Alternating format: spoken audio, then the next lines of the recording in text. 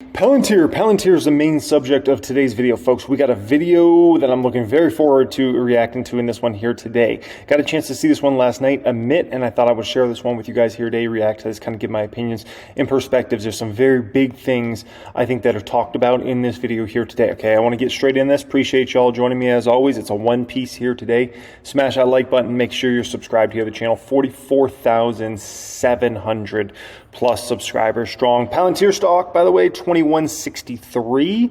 Stock price is up about 127% in the past 12 months. Quite a good time to be a Palantir shareholder, huh? Let's get into this. Welcome to another episode of Palantir Weekly. This is one of the most special episodes we've ever had on this podcast. This podcast is dedicated to one company over the past 2 years. And on episode number 118, we have the honor and privilege of having the CTO of Palantir, Shyam Sankar, join us. Shyam, thank you for being here. Thank you for having me. Yeah, thanks for having me. I mean, I'm a little starstruck. I'm used to seeing you guys, on a screen here. So it's great to be in real life. Okay, so we're at this big conference all about AI. I have a couple questions we just want to get your thoughts on in terms of what's been happening with Palantir and the trajectory of the company. Boot camps have been pretty much exploding. You guys just had Q1 earnings and you reported some amazing numbers in regards to boot camp growth. A couple years ago, Arnie and I were on this podcast and we were struggling to figure out how a company that has such an amazing product is struggling to sell that product. And obviously selling SaaS products are hard, but you guys figured it out and figured it out in a pretty profound way. What can you say about AIP growth in terms of the bootcamp strategy? And how do you think that's going to define the next decade for Palantir's growth? At the risk of starting from the beginning, a little philosophically, I think what's so powerful about the Chat GPT moment is that it recalibrated the expectations in the market. I think in many ways, Chat GPT is not directly relevant to the enterprise. Right. But suddenly people are feeling like, wait a second, my software is supposed to work. This is possible. Why am I not getting more? And I think that recalibration really started in COVID, where people were like, I've spent $10 billion on IT. I had a small disruption to my supply chain. Why is it the only thing I'm proud of having invested in is Zoom? So what am I getting for my IT money? And so the boot camps, the reason they're really working is in 8 hours, you're able to understand what could be done. I can't tell you how many anecdotes are roughly of the shape, I got more done in these 8 hours than I did in the past X months. And you can't unsee that. As a user, you may not decide to leave that and buy the very next second, but now that is the standard by which you are going to judge every piece of software that is put in front of you. Right. American prosperity is national security. That was the name of your keynote. And when you run a business, I think it's important because I know not everybody's entrepreneurs, right? Most people probably watching this, you work for a company, so you're not really involved like that. But as an entrepreneur, I can tell you, man, it is so easy to sign up for this software and that software and this software and that software and all these things that are supposed to help you. And at the end of the day, you realize, oh my gosh, most of them don't actually help you almost at all. And so like I went through that process a few years ago where we were signed up for so many different programs and services and things like that. And I went through that, I think it was back in either the end of 2021 or the first half of 2022, and just went and gutted so much stuff and realized that we don't need this, we're overpaying for this, we don't need this. Oh my gosh. And so when Palantir folks are talking about this is actually something that works that you're actually going to give, that's what matters. Whenever I think about Palantir as a safe business model, I think about, can this company bring to another company more than whatever that company spends? And I can tell you with most of these softwares out there, most of these SaaS companies, they're not bringing to a company what the company's actually spending with them. So for instance, if you spend $10 million a year on Palantir softwares, right? Palantir should be able to save you $10 million plus of headaches and problems and money spent, right? Or help generate you a lot more money than you thought you could generate. And so that's the way I like to think about Palantir. And so, it's just about getting a much more positive ROI. And it seems like Palantir's that company that actually gets other companies a very positive ROI, and that's why these other companies are willing to go speak on behalf of Palantir. Here's how they helped us. Here's what they did. Here's how much this helped us, right? You better elaborate what do you mean with that, why it is important, and how can you implement this concept into the product, the strategy? Yeah, that's a great question. I think it's the way of thinking about the company. 50% of the company is focused on government, directly protecting national security in the context of Western nations and allies. The other 50% is focused on commercial. We can look at Korea and Vietnam. In 1950, they roughly had the same GDP per capita. South Korea, capitalist, Vietnam, not.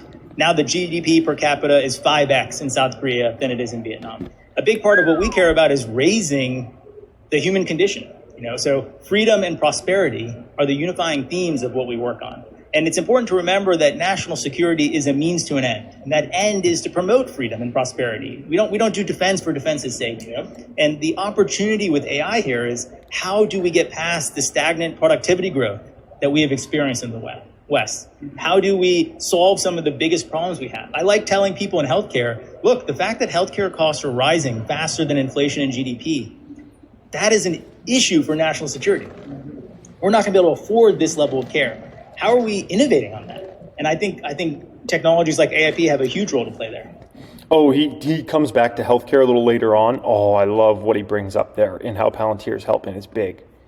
Following up on that real quick before getting to the next question, you mentioned in your keynote, which was an exceptional keynote that we had the privilege of just seeing about an hour ago, $100 billion has been allocated to defense tech from the VCs. Now, when you guys were trying to get funded, no VCs would look at you, and then you somehow got the government to fund you. Can you speak a little bit to where you think American dynamism is going in terms of private capital actually coming back to defense tech? Yeah, and I think coming back is the right way to think about it. One thing people don't realize is in the interwar years between World War I and World War II, it was really private aerospace that was subsidizing the existence of aerospace. Government was essentially kind of trying to drive them out of business, right? And founders kept pouring capital into this. And, the counterfactual, if they hadn't done that, they wouldn't have been able to meet their moment with World War II in order to produce that many airplanes. So what I see is us returning to essentially what the economy used to look like. Bob Noyce, the co-founder of Intel and co-inventor of the transistor, in the 60s, 96% of his revenue was DoD. That's the only people who were buying integrated circuits. But he never let more than 4% of his R&D budget be directly funded by the government, because he, as the inventor, wanted to control the R&D roadmap. And think about how much prosperity the fact that America invented the integrated circuit, and that revolution has brought all of us, the quality of living standard that we've all enjoyed as a consequence of that. So that's where I think these things really come together here. In terms of rebellion, so we just saw a partner that you guys worked with on stage in terms of the collaboration from their defense products and your defense products with Gotham. A couple of months ago, I think it was summer 2023, FedStart became a real big thing for the company. And this idea was that you guys went through the hell of 20 years of figuring out how to sell to the government, how to make the connections, how to navigate the politics and bureaucracy. And now you've got all these smaller startups that are getting the hundreds of billions of dollars from the Andreessen Horowitz of the world that are trying to find the next Palantir, the next Anduril, but they're not accredited and they don't have the sort of safety ramifications to get into the government. How big do you think that can become over the long term in terms of getting companies the access they need to the DoD, and what do you think it means for the business at large? And I recognize I have more to say about FedStart from your first question. So I think the way to think about it is FedStart is the entry-level product, if you will. Look, I'm a new entrant. I have customer interest. How do I go get revenue from that interest? Well, it's going to turn out that you need to solve these accreditation problems that I can make go away very quickly. Right? Okay. Now, there's a broader play here, which is if you really think about what does the government want? For each one of these programs in government, which there are hundreds, maybe potentially thousands, they want what they call a multi-vendor big tent ecosystem. They want to be able to have lots of people come in and compete and provide innovation and have an incentive, as opposed to the old legacy model of a single big monolithic prime. Everyone is aligned on that vision. How are you going to do that technically? The way that they do that without something like mission manager, as we call it, is with labor. You hire a system integrator, you pay them by the hour, they try to manage through process this whole sort of multi-vendor Big Ten ecosystem.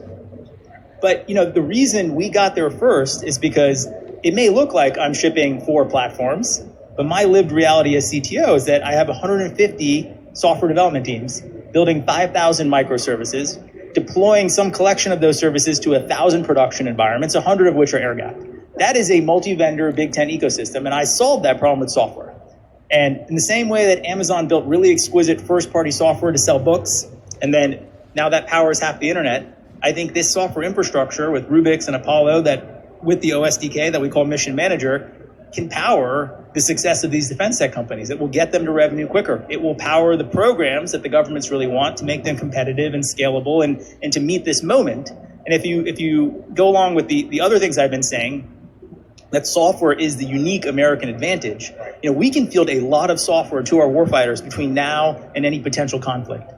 You can't field that much exquisite hardware between now and then. How many B-21s are going to be available, right? But this is our unique strength, and we can leverage rebellion. We can leverage the breadth of modern American software companies to have a real impact. We are here at AI Expo, and there are a lot of companies and a huge Palantir booth, where we had the opportunity to have experience directly with AAP in different settings and different use cases. Among the 100,000 things you can do with AAP, what is the one that excites you the most? That's like picking amongst your children. I think it's a little bit hard, but I'm very excited about the ability for the integration, if you will, between builders writing AIP logic functions that show up in something like Gaia that a normal everyday users can be able to use to execute their work. So I mentioned this on the earnings call where a builder in DoD created an AIP logic function that took the targeting cycle down from 6 hours to 10 seconds. I mean, that's advantage right there. And so if you can repeat that even 50 times, I think that's what transformation looks like. Sean, we have about 10 minutes left. So far, I think it's important everybody understands, like, Palantir has many growth levers all over this company now. And I think that's one of the things that's really getting compelling now at this point in time.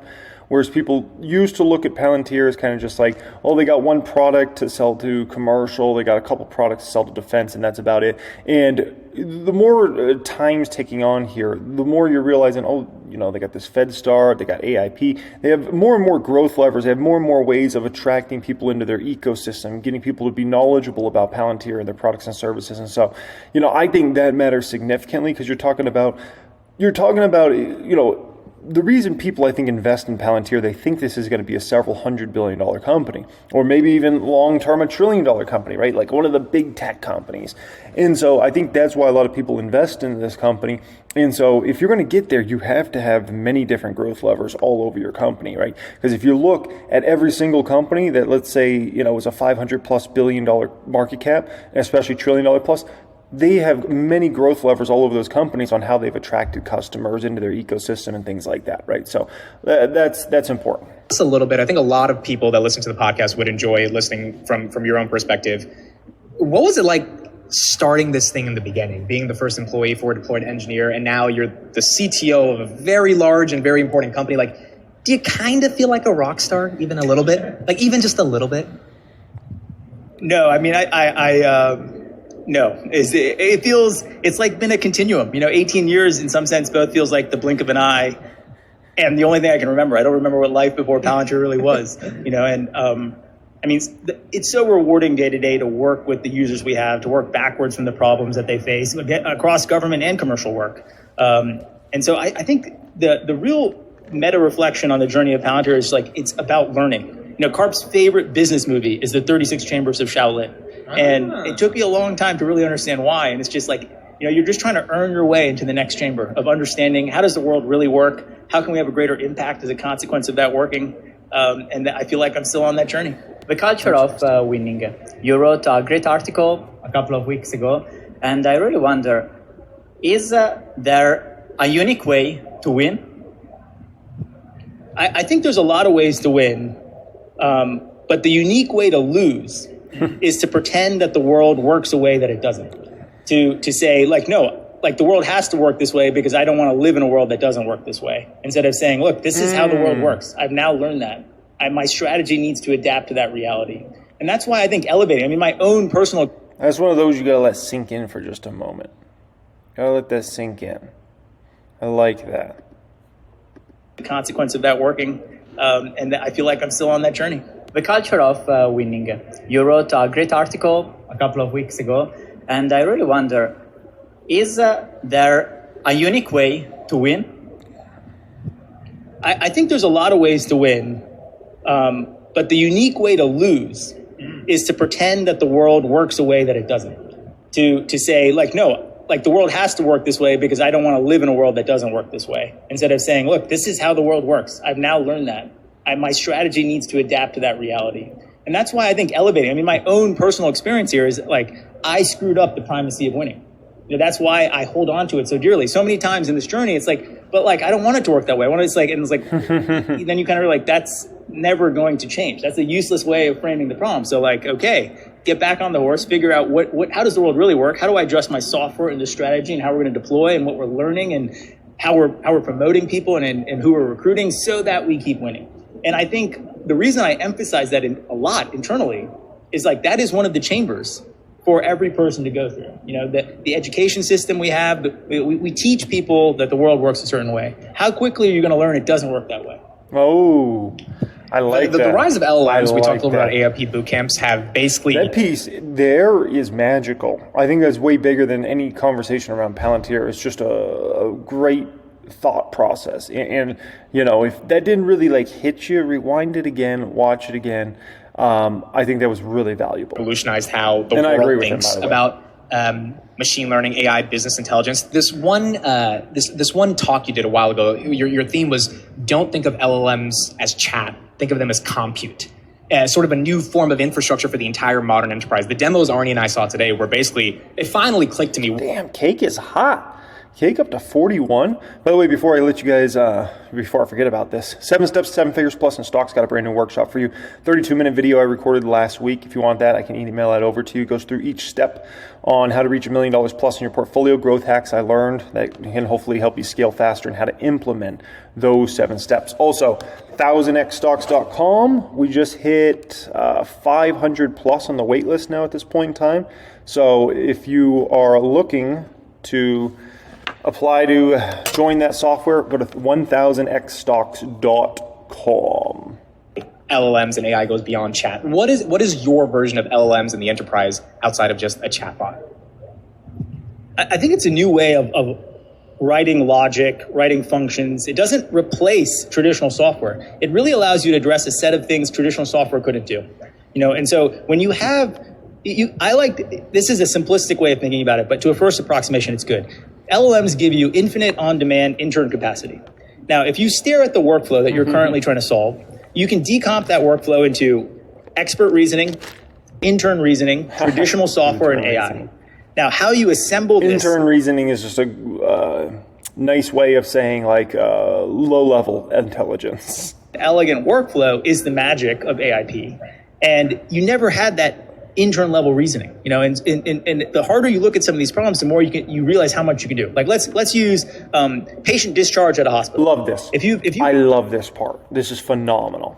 Had a medical procedure, the worst part is waiting to be discharged. It is a catastrophe. And if you really think about it, the way certainly medicine works is you have this care guideline. People have in English or in some language, human language, they've written down how this should work. Now, how do I take the clinical record, the care guidelines, and understand, is this patient eligible for discharge? Can they go to a discharge lounge, or do I need to occupy this bed? By the way, not only does it suck as the patient to occupy that bed, that means someone else who actually needs care cannot occupy that bed. Right. So there's all these, and if you're a nurse, which my mom was, at the end of a 14-hour shift, this is hard to deal with, right? Like, it would be nice to have an army of infinite on-demand interns helping you go through this, making your job more efficient. And I think as you start looking at the landscape, if you're a supply chain manager, if you're in the Before we go further there, discharge. Oh my gosh, Palantir, if you can change the game when it comes to that, believe me, we'll all thank you. As somebody that's had 3 kids in the last 10 years, oh my gosh, like getting out of that dang hospital is a process. It does not move fast. And anybody that's ever been, had to do an overnight at a hospital before, that discharge process is brutal in terms of like just waiting around and hoping and like, are we ever going to get out of here? Hour after hour ticks by and you're like, dude, we're not going to get out of here. And next thing you know, you don't get out of there. And you're like, I don't even know what, and now it's another night. And then the next day you're like, I hope we get out of here. And then you finally get out of there. It's brutal. So I hope Palantir can really change the game when it comes to discharge at hospitals. If you're dealing with procurement, there's so many places that you can get leverage on top of this. In line with what you just said, it seems that models are already a commodity. So I wonder what people grasp of this idea. Like, do people agree with this idea of the commoditization of the models? or you see some frictions. What is your understanding of what you understand as a CTO, as a company, and what the world still doesn't understand? Well, to me, this comes back to the primacy of winning. So I think if you look at these models, they are very clearly today powerful interns. They're not going to be a pharmaceutical subject matter expert, a mechanical subject matter expert. Maybe they can be in the future. And when that's in the parametric of knowledge of the models, we'll find ways of leveraging them. But what we very clearly see today is there's a set of things that they can do, and we know how to leverage them for effect. Now, I think some of this comes down to how you define your job. So if you're a data scientist, you really, really need to believe that fine-tuning or custom training models is possible, because otherwise, what is your job? Mm-hmm. And so this is where you kind of see a lot of people pushing in that direction, where it's not actually clear there's any economic return from doing that. There may be, but why don't you let the use cases take you there, as opposed to the preconceived notion of your job role is? And so I think it's going to open up, one, like with any new technology, there's a part of this that's a little dislocating. You're going to have to redefine your job around what makes sense in this context. But one of the patterns that we've seen, that I think is a secret, if you will, is that one of the most powerful things you can do with these LLMs is incorporate expert feedback, because it's the thing they don't know. Right. Now, you're not going to get the expert feedback through, you can definitely get expert feedback through fine tuning. But one of the patterns that we're helping people with Build with AIP is injecting the expert feedback back into the prompt in the AIP logic function, structuring that feedback in the ontology so that the function can go query the ontology for past mistakes it's made, past injections of corrections in its mechanical machine reasoning.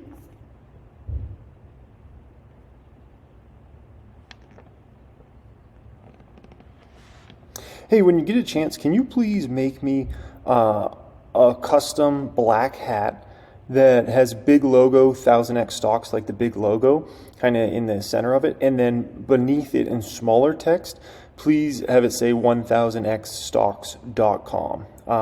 And yeah, pretty simple. That's about it. That's all I need. Custom black hat. Thank you. By experts to make better and better decisions. The AIP developer, anyone can sign up for an account free thing that you guys just launched that's kind of going viral right now on social media. What is that, and why do you think people are excited about it right now? One of the greatest things for me about AIP is it is for builders. And I've spent a lot of time thinking about, there's this like learning curve. Like the primitives we use, they're not the same as hyperscaler primitives. And you have to kind of put in the time to understand, okay, now that I understand how to solve problems with Foundry or AIP, I'm unleashed. I want to make that as easy as possible. And with our marketplace product, we've been able to package up quick starts, tutorials, reference implementations. And I think we're just at the beginning of that. We're going to start creating a lot more of these things that are responsive to how the patterns we see that are valuable, the patterns that get people over that learning hump as quickly as possible, and allow them to play with it. And I think there's some natural charisma. Everyone wants to build a compelling use case with GPT vision. Yeah. Great. Let me help you do that quickly and easily and experience that through AIP. So I think it's going to be and I really want to start with our existing customers, our existing builders. How do I get more builders at existing customers? How do I help our existing builders do even more? And I think that kind of opens the door to a broader builder ecosystem that I think you guys have been talking about for a while. 100%. A column of artists. A broader builder ecosystem means what? That means a whole lot more revenue, a whole lot more net income, a whole lot more money, right? A whole lot more customers. So yeah, that means, and ultimately a whole lot higher stock price than where we're at today, right? That's how you defined Palantir. And that's an intriguing definition that makes me wonder why it is important to have a column of artists into tech, which is code. So we should be rigid. Why art?